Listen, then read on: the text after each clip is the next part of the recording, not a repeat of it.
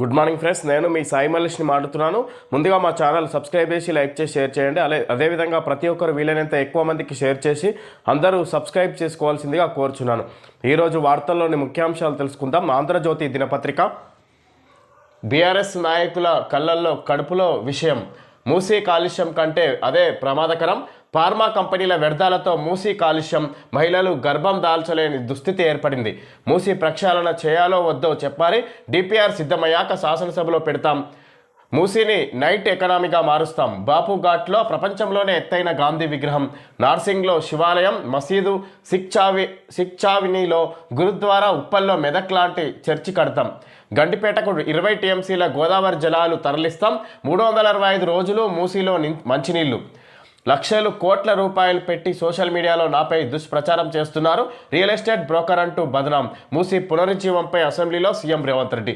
BRS నాయకుల కళ్ళల్లో కడుపులో విషయం అన్నట్టుగా ఈ విధంగా అసెంబ్లీ సమావేశంలో భాగంగా సీఎం రేవంత్ రెడ్డి మాట్లాడుతున్నారు. ఈ విధంగా ప్రతిపక్ష పార్టీ బీఆర్ఎస్ పార్టీ అయినా ఈ విధంగా బీఆర్ఎస్ నాయకులను ఉద్దేశించి మాట్లాడుతున్నారు. ఈ విధంగా వాళ్ళ కళ్ళల్లో కడుపులో విషం ఉంది అన్నట్టుగా, నన్ను చూస్తేనే ఈ విధంగా విషం కక్కుంటున్నారు అన్నట్టుగా ప్రతిపక్షాలను ఉద్దేశించి మాట్లాడుతున్నారు సీఎం రేవంత్ రెడ్డి. అదేవిధంగా మూసీ గురించి ఈ విధంగా వివిధ ప్రాంతాల మూసీ పరివాహక ప్రాంతాలను అన్నింటినీ అభివృద్ధి చేసి తీరుతామన్నట్టుగా మూసీని ఉద్దేశించి ముఖ్యంగా అసెంబ్లీలో మాట్లాడినట్టుగా చూడొచ్చు సీఎం రేవంత్ రెడ్డి. మూసీ కాలుష్యం కంటే అదే ప్రమాదకరమని ఈ విధంగా బీఆర్ఎస్ నాయకులను ఉద్దేశించి మాట్లాడారు. ఈ విధంగా 365 రోజులు మూసీలో మంచినీళ్లు పారేలాగా ఈ విధంగా తీర్చిదిద్దుతామన్నట్టుగా మాట్లాడుతున్నారు. ఈ విధంగా ఇంకా లక్షల కోట్ల రూపాయలు పెట్టి సోషల్ మీడియాలో నాపై దుష్ప్రచారం చేపిస్తున్నారు ప్రతిపక్ష పార్టీలు అన్నట్టుగా మాట్లాడుతున్నారు CM Revanth Reddy. Real estate broker అంటూ నన్ను బదనాం చేస్తున్నారు. మూసీ పునరుజ్జీవంపై అసెంబ్లీలో సీఎం రేవంత్ రెడ్డి ఈ విధంగా మాట్లాడుతున్నట్టు చూడొచ్చు. మూసీ పునరుజ్జీవంపై చర్చ జరగొద్దని, నిజాలు ప్రజలకు తెలియొద్దన్నది వారి ఉద్దేశం. వారి కడుపు నిండా విషం, వాళ్ళ కళ్ళల్లోకి చూడండి, ఆ విషపు కళ్ళతో మొత్తం కాలి బూడిదయ్యేటట్లు చూస్తున్నారు, అయినా ఆ విషపు చూపులు ప్రజలకు అర్థమవుతాయి. సీఎం రేవంత్ రెడ్డి మూసీ పునరుజ్జీవంపై చర్చ అనేది ప్రజలకు అర్థం కాకుండా చేసే ప్రయత్నం చేస్తున్నారు ప్రతిపక్ష పార్టీలు అన్నట్టుగా బీఆర్ఎస్ నాయకులను ఉద్దేశించి మాట్లాడుతున్నారు. ఈ విధంగా ప్రజలకు నిజాలు తెలియొద్దన్నట్టుగా ఈ బీఆర్ఎస్ నాయకులు వ్యవహరిస్తున్నారు అన్నట్టుగా చెప్తున్నారు. అదేవిధంగా వాళ్ళ కళ్ళల్లో విషం కక్కుతున్నట్టుగా ఉంది, వాళ్ళ చూపును చూస్తుంటే అన్నట్టుగా, అయినా ఆ విషపు చూపులు ప్రజలకు అర్థమవుతాయని సీఎం రేవంత్ రెడ్డి మాట్లాడుతున్నారు. ఈ సందర్భంగా మూసీలో కాలుష్యం కంటే బీఆర్ఎస్ నేతల కడుపులోనే ఎక్కువ విషం ఉందని సీఎం రేవంత్ రెడ్డి ఆరోపించారు. మూసీ కాలుష్యమే ప్రమాదకరం అనుకుంటున్నామని, కానీ వారి కడుపులో ఉన్న విషం మూసీ కన్నా ప్రమాదకరమని వ్యాఖ్యానించారు. మూసీ పునరుజ్జీవంపై ప్రభుత్వం ఏం చేస్తుందో చెప్పేందుకు తాము ప్రయత్నిస్తుంటే విషం కక్కుతున్నారని ఆక్షేపించారు. గొప్ప ఉద్దేశంతో మూసీ ప్రక్షాళన చేయాలనుకుంటున్నామని, ఇది 4 నదుల అనుసంధానం అవుతుందని తెలిపారు. ఇందులో ప్రపంచ స్థాయి కన్సల్టెన్సీల కోసం గ్లోబల్ టెండర్లు పిలిచామని, సింగపూర్కు చెందిన 3 కంపెనీలకు బాధ్యతలు అప్పగించామని పేర్కొన్నారు. మూసీ పరివాహక ప్రాంతాన్ని నైట్ ఎకనామీగా మారుస్తామన్నారు. రియల్ ఎస్టేట్ అనేది ఒక ఇండస్ట్రీ అని, ఇండస్ట్రీకి వసతులు కల్పించాల్సిన బాధ్యత ప్రభుత్వంపై ఉంటుందని అన్నారు. బాధ్యత నెరవేరుస్తున్న తనను రియల్ ఎస్టేట్ అనేది ఒక ఇండస్ట్రీ, ఆ ఇండస్ట్రీకి కనీస వసతులు కల్పించే బాధ్యత నాకు ఉంటుంది అన్నట్టుగా, అదే ప్రయత్నంలో భాగంగా రియల్ ఎస్టేట్ను సంబంధించి వసతుల కల్పించాల్సిన బాధ్యత ప్రభుత్వంపై ఉంటుందని అన్నారు. బాధ్యత నెరవేరుస్తున్న తనను రియల్ ఎస్టేట్ బ్రోకర్ అంటూ ప్రతిపక్షాలు బీఆర్ఎస్ నాయకులు విమర్శిస్తున్నారు, ఆరోపిస్తున్నారు అన్నట్టుగా చెప్తున్నారు. ఈ విధంగా మూసీ నదిని ఉద్దేశించి మాట్లాడుకొస్తారు. ముఖ్యంగా మూసీ ప్రక్షాళన చేయాలనుకుంటున్నామని, ఇది 4 నదుల అనుసంధానం అవుతుందని తెలిపారు. ఇందుకు ప్రపంచ స్థాయి కన్సల్టెన్సీల కోసం గ్లోబల్ టెండర్లు పిలిచామని, సింగపూర్కు చెందిన 3 కంపెనీలకు కాంట్రాక్టు బాధ్యతలు అప్పగించామని పేర్కొన్నారు. ఈ విధంగా మూసీ పరివాహక ప్రాంతాన్ని నైట్ ఎకనామీగా మారుస్తామని చెప్పుకొస్తారు. ఈ విధంగా మూసీ పరివాహక ప్రాంతాలన్నీ అభివృద్ధి చెందే విధంగా సింగపూర్కు చెందిన 3 కంపెనీలకు బాధ్యతలు అప్పగినారన్నట్టుగా చెప్పుకొస్తారు. ఈ విధంగా మూసీ ప్రక్షాళన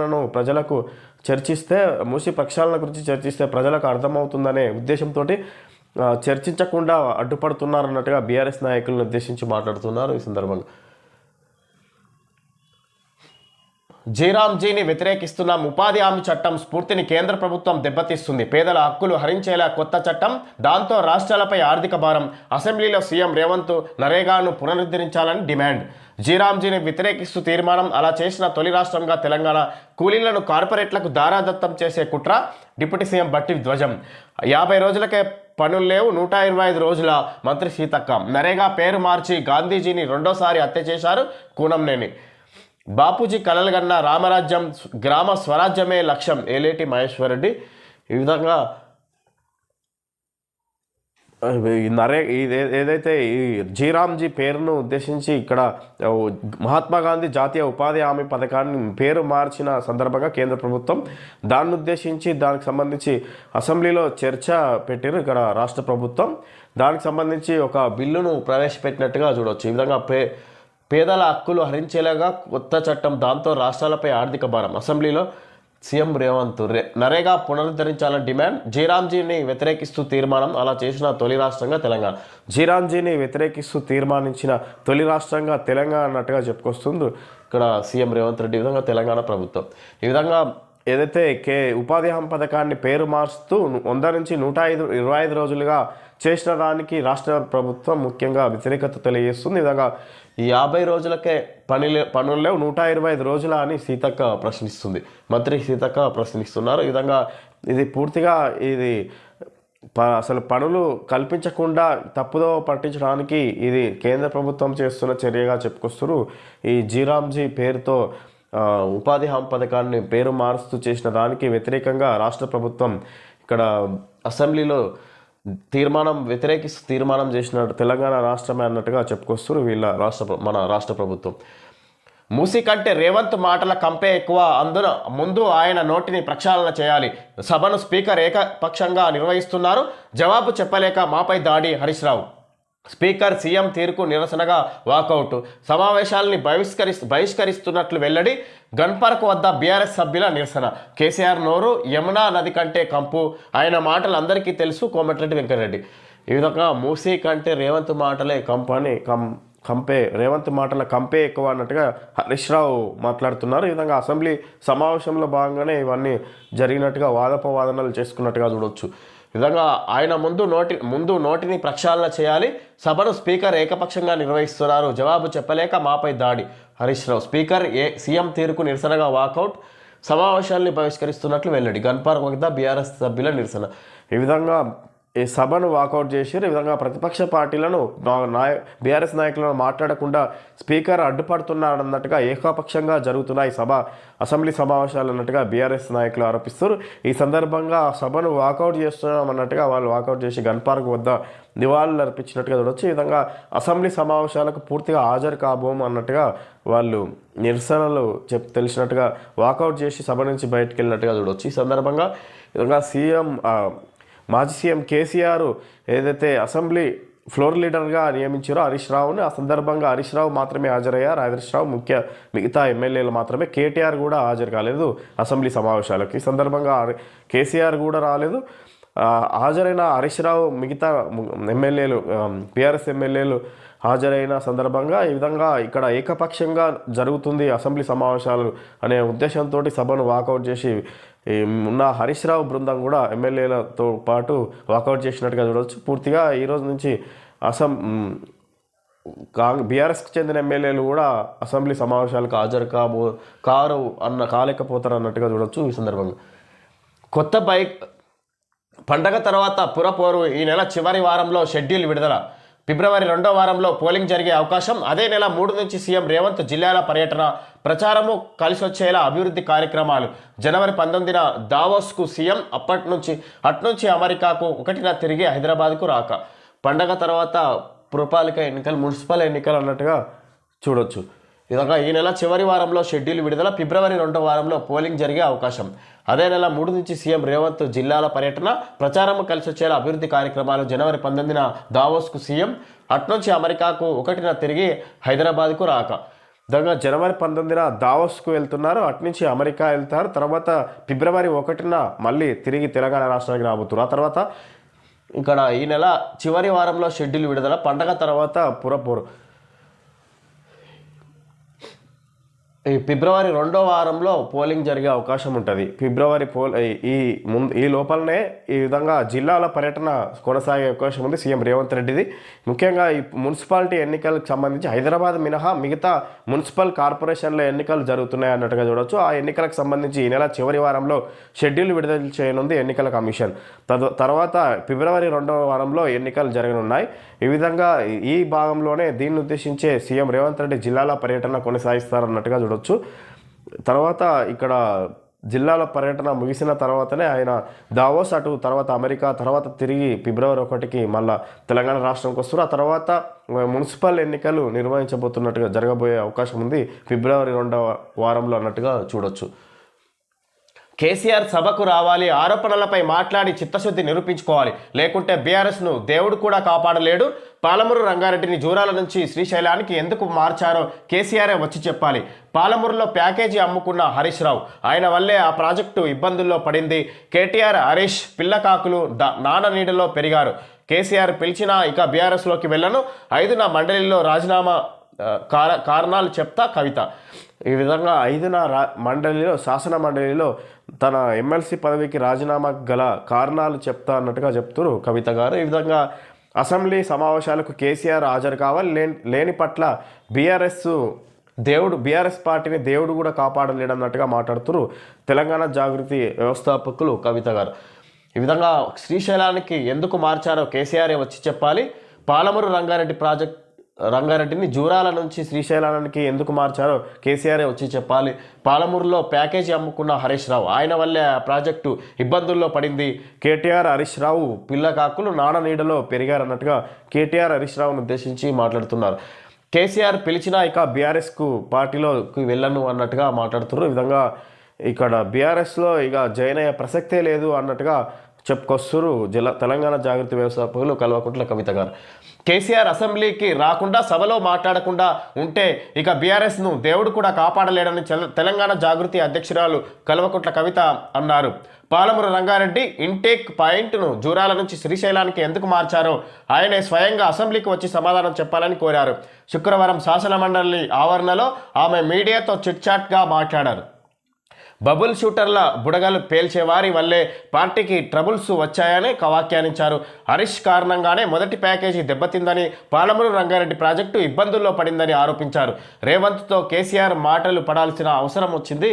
హరీష్ రావు చేసిన నిర్వాకం వల్లనే ఈ విధంగా ఈ ప్రాజెక్టులన్నీ మార్చాల్సి వచ్చింది. దానివల్ల కేసీఆర్ మాటలు పడాల్సి వచ్చింది రేవంత్ రెడ్డి వల్ల అన్నట్టుగా ఈ విధంగా ముఖ్యంగా హరీష్ రావును ఉద్దేశించి మాట్లాడుతున్నట్టుగా చూడొచ్చు. పలు ప్రాజెక్టులకు ప్యాకేజీకి అమ్ముకున్నారు హరీష్ రావు. తద్వారా దానికి కారణంగానే కేసీఆర్ సీఎం రేవంత్ రెడ్డి చేతిలో తిట్లు తినాల్సి వస్తుంది అన్నట్టుగా, మాటలు పడాల్సి వస్తుంది అన్నట్టుగా ఆరోపిస్తున్నారు కవిత గారు. ఈ విధంగా ఈ ప్రాజెక్టుల విషయంలో పాలమూరు రంగారెడ్డి ప్రాజెక్టును ఈ విధంగా ఏదైతే పాలమూరు రంగారెడ్డిని జూరాల నుంచి శ్రీశైలానికి ఎందుకు మార్చారో కేసీఆర్ అసెంబ్లీ సమావేశాలకు వచ్చి సమాధానం చెప్పాలి. ఈ విధంగా పాలమూరులో ప్యాకేజీని అమ్ముకున్న హరీష్ రావు అన్నట్టుగా ముఖ్యంగా ఈ ఇరిగేషన్ ప్రాజెక్ట్స్ను ఉద్దేశించి మాట్లాడుతున్నారు. ఈ విధంగా బీఆర్ఎస్ చేసిన వాటికి నిర్వహించిన కార్యకలాపాలకు గాను ఈ విధంగా కేసీఆర్ వచ్చి సమాధానాలు చెప్పాల్సిన అవసరం ఉందన్నట్టుగా ముఖ్యంగా చెప్పుకొస్తున్నారు కవిత గారు. కొత్త బైక్పై 2,000 సెస్, కారుకు 5,000, భారీ వాహనానికి 10,000 రహదారి భద్రతా సెస్ వసూలుకు సర్కారు నిర్ణయం. అసెంబ్లీలో బిల్లు. ప్రమాదాల నివారణకు సుప్రీం ఆదేశాల మేరకు నిర్ణయం. ఏటా 300 కోట్ల రాబడి.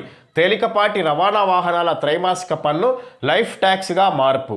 ఈ విధంగా ఇప్పటి నుంచి కొత్త బైకులు, కార్లు కొన్న అధిక రోడ్డు ట్యాక్స్ అధికంగా చెల్లించాల్సిన అవసరం ఉన్నట్టుగా చూడొచ్చు. దీనికి సంబంధించి రాష్ట్ర ప్రభుత్వం ఉత్తర్వులు జారీ చేసినట్టుగా చూసుకోవచ్చు. సుప్రీం ఆదేశాల మేరకు నిర్ణయం. ప్రమాదాల నివారణకు ఇది ప్రమాదాల నివారణకు సుప్రీంకోర్టు ఆదేశాల మేరకు నిర్ణయం తీసుకున్నది సర్కార్ అన్నట్టుగా ఇక్కడ వార్త చూడవచ్చు. ఏటా 300 కోట్ల రాబడి వస్తుంది అధికంగా ట్యాక్స్ విధించడం వల్ల. ఏదైతే కొత్త బైక్ కొనుగోలు చేసినా అదేవిధంగా బైక్ 2 వీలర్కి అయితే 2,000, కారుకు 5,000, భారీ వాహనానికి 10,000. ఈ విధంగా కొత్త వాహనాలు కొనుగోలు చేసే ముందు వాటికి అదనంగా ఇప్పుడు ట్యాక్స్ రూపంలో పే చేయాల్సి ఉంటుంది. ఈ విధంగా రోడ్ ట్యాక్స్ అన్నట్టుగా చూడొచ్చు. ఇది రహదారి భద్రతా సెస్ వసూలుకు సర్కార్ నిర్ణయాలు తీసుకుంది అన్నట్టుగా అది సుప్రీంకోర్టు ఆదేశాల మేరకే వసూలు చేస్తున్నారు అన్నట్టుగా చెప్పుకొస్తారు ఇక్కడ వార్త. కొత్తగా బైక్ కొంటే ఇకపై 2000 సెస్ కట్టాలి, కారు కొంటే 5000, భారీ వాహనాలు అయితే 10,000 చెల్లించాలి. ఇదంతా అదనపు భారమే, ఎందుకంటే రాష్ట్ర ప్రభుత్వం వాహన కొనుగోలుదారుల నుంచి రహదారి భద్రతా సెస్సు, రోడ్ సేఫ్టీ సెస్సు వసూలు చేయాలని నిర్ణయించింది. ఈ మేరకు మోటారు వాహనాల చట్ట సవరణ బిల్లును శుక్రవారం సభలో ప్రవేశపెట్టింది. అనంతరం బిల్లుపై జరిగిన చర్చలో శాసనసభ మండలిలో రవాణా శాఖ మంత్రి పొన్నం ప్రభాకర్ మాట్లాడారు. రోడ్డు ప్రమాదాలపై తీవ్ర ఆందోళన వ్యక్తం చేశారు. ఏటా రోడ్డు భద్రతా వారోత్సవాలు నిర్వహిస్తుండగా ఈసారి మాసోత్సవాలు నిర్వహిస్తున్నామని వివరించారు. రోడ్డు ప్రమాదాల నివారణకు సుప్రీంకోర్టు ఇచ్చిన మార్గదర్శకాలు, ఆదేశాలు అమల్లో భాగంగానే రహదారి భద్రతా సెస్సును వసూలు చేయాలని నిర్ణయించినట్లు తెలిపారు.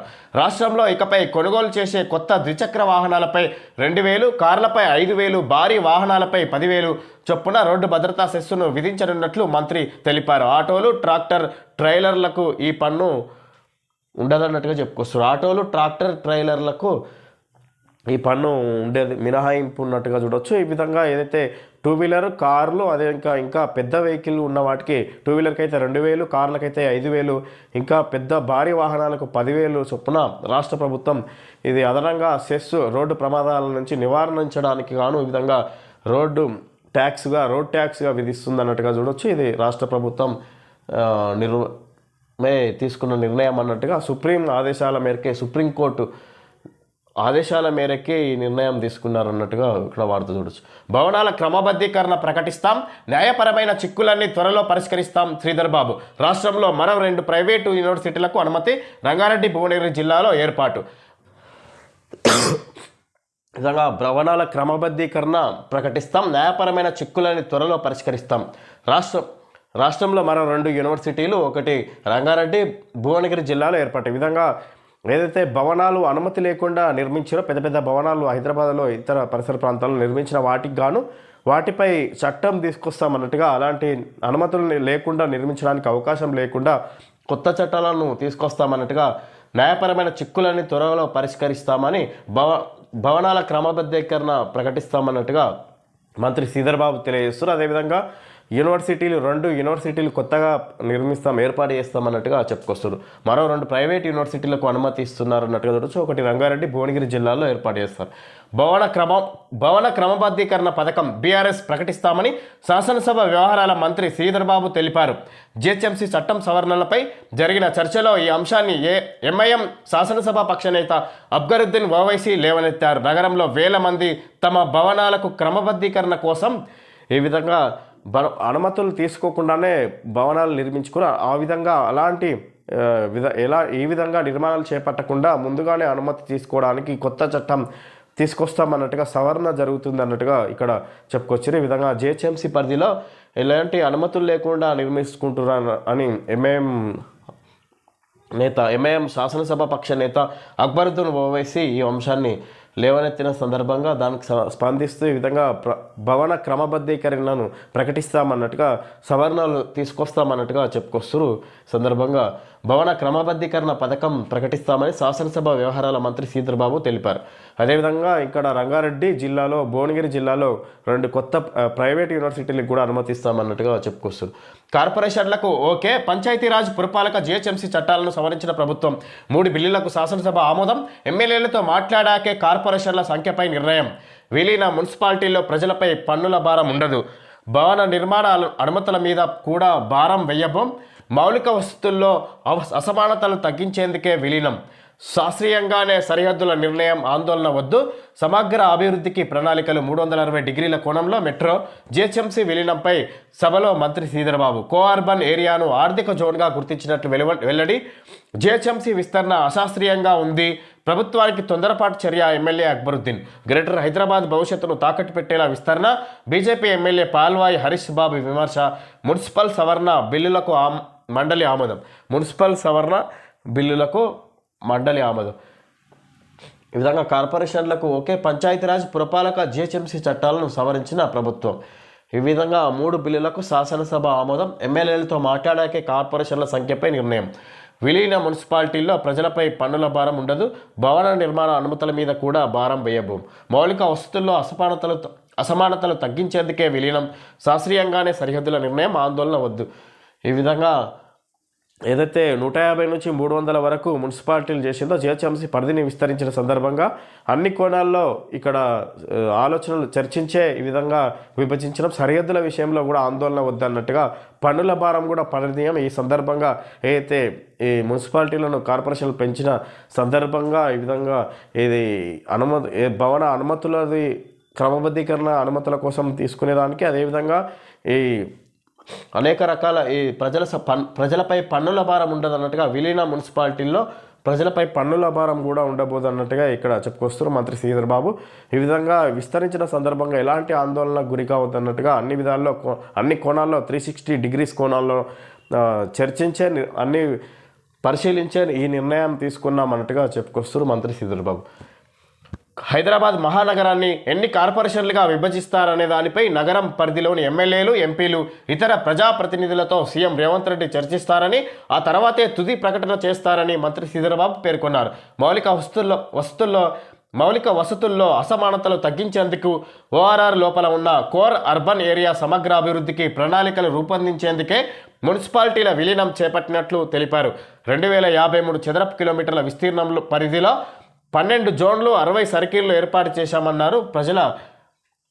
ఈ విధంగా ఇంకా ఈ మున్సిపాలిటీలకు సంబంధించి హైదరాబాద్లో ఏదైతే విస్తరించిన సందర్భంగా దానికి సంబంధించి హైదరాబాద్ పరిధిలోని ఓఆర్ఆర్ పరిధిలోని ఎమ్మెల్యేలతో, ముఖ్య నాయకులతోటి చర్చించి ఫైనల్గా సీఎం రేవంత్ రెడ్డి స్వయంగా చర్చించిన తర్వాతనే తుది ప్రకటన ఉంటుంది అన్నట్టుగా చెప్పుకొస్తారు. ఈ విధంగా అన్ని కోణాల్లో పరిశీలించే ఒక నిర్ణయానికి వస్తామన్నట్టుగా చెప్పుకొస్తారు మంత్రి శ్రీధర్ బాబు.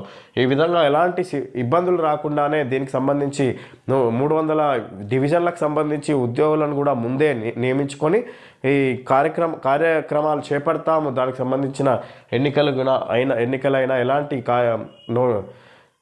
దానికి సంబంధించిన విధి విధానాలను ఈ దానికి సరిపోయేంత ఉద్యోగులను నియమించిన తర్వాతనే దానికి సంబంధించిన విధానాలను రూపొందిస్తామన్నట్టుగా చెప్పుకొచ్చారు మంత్రి శ్రీధర్ బాబు.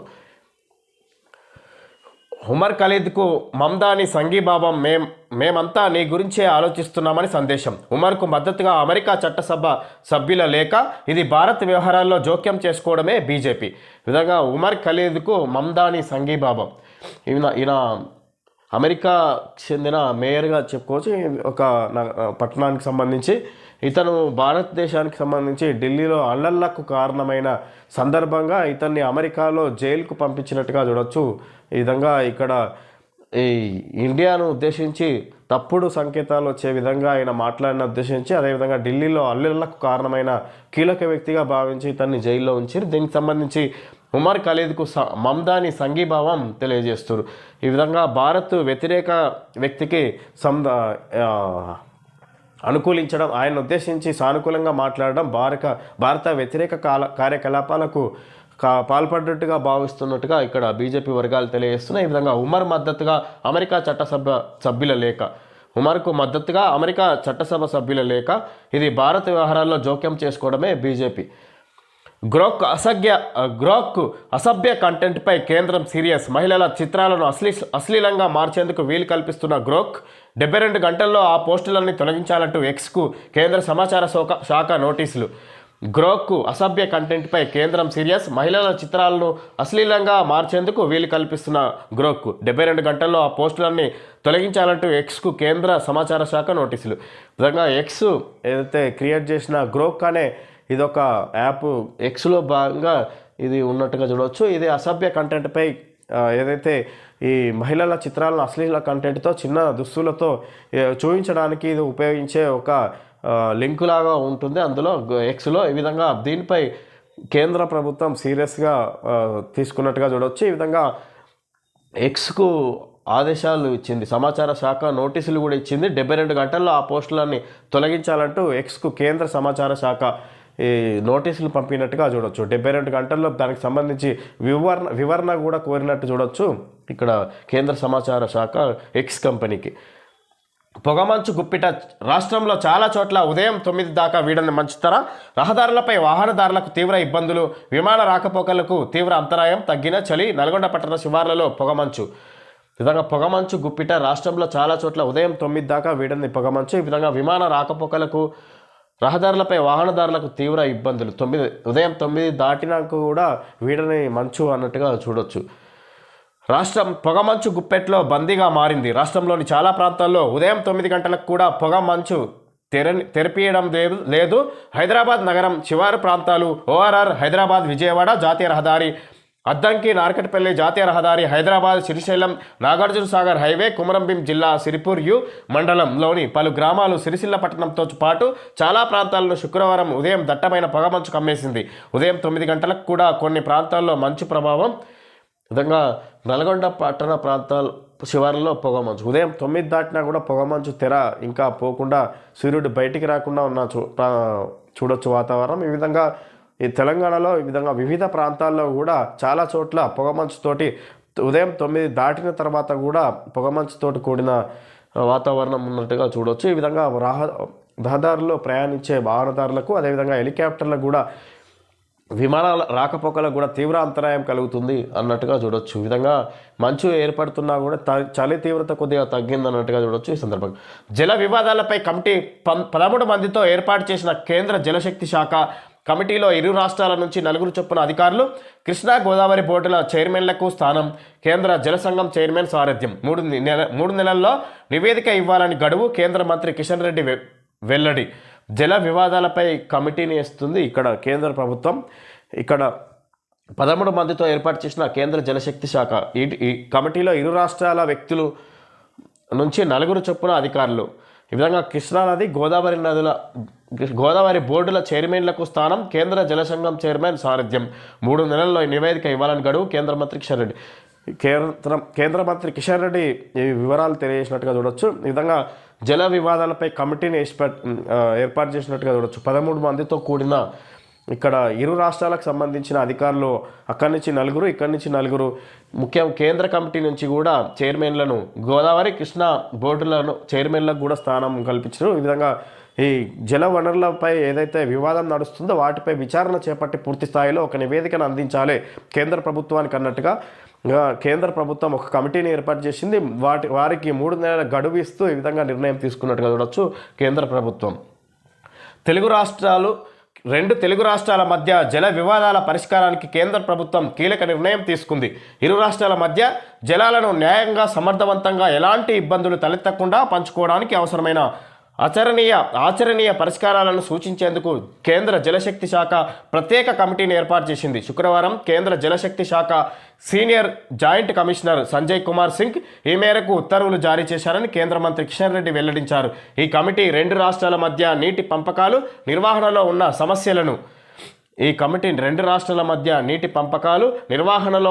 సమస్యలను క్లియర్ చేయడానికి ఈ విధంగా పూర్తిగా ఒక నివేదికను రూపొందించాలంటూ కేంద్ర ప్రభుత్వం తీసుకున్న నిర్ణయం. ఇదా కేంద్ర జల వనరుల విషయంలో, జలాల పంపిణీ విషయంలో గొడవలు తలెత్తిన సందర్భంగా 2 రాష్ట్రాలకు, ఏపీకి, తెలంగాణకు అన్యాయం జరగకుండా సమానంగా పంచేందుకు గాను ఈ కమిటీ ఒక నిర్ణయానికి ఒక నివేదిక అందజేయాలి కేంద్ర ప్రభుత్వానికి అన్నట్టుగా, కేంద్ర జలవనరుల శాఖకు అన్నట్టుగా ఒక కమిటీని ఏర్పాటు చేసినట్టుగా చూడవచ్చు కేంద్ర ప్రభుత్వం. బీఆర్ఎస్ కాంగ్రెస్ వల్ల తెలంగాణకు అన్యాయం.